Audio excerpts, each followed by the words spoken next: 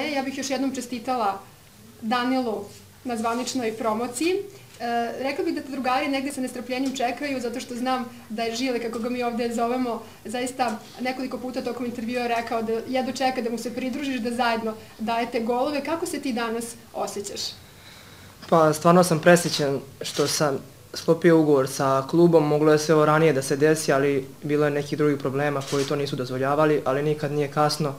Nadam se da ću se to pre izboriti i da ću se nametnuti šefu Vuku Rašoviću i od sutra pa nadalje da ćemo imati neki pobednički niz i da ćemo na kraju osvojiti ovu titulu.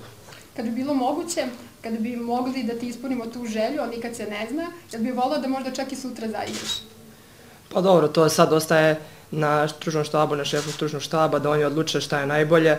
Tek sam se danas priključio, tek sam danas ušao u ovaj trening i slabo sam trenirao poslednjih par meseci i treba mi vremena malo da se vratim i nadam se da će sve biti dobro od zime. Mislim da smo sve rekli, mislim da Dača treba da priča na terenu.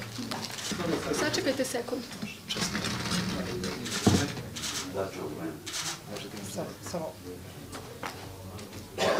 Vuče.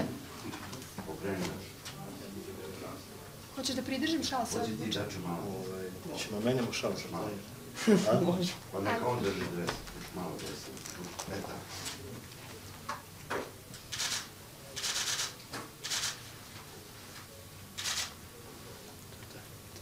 Čestam još jednom. Pa imali ste prilike da postavite pitanje, ali nema problema koliko. Dačo? Može. A najbolje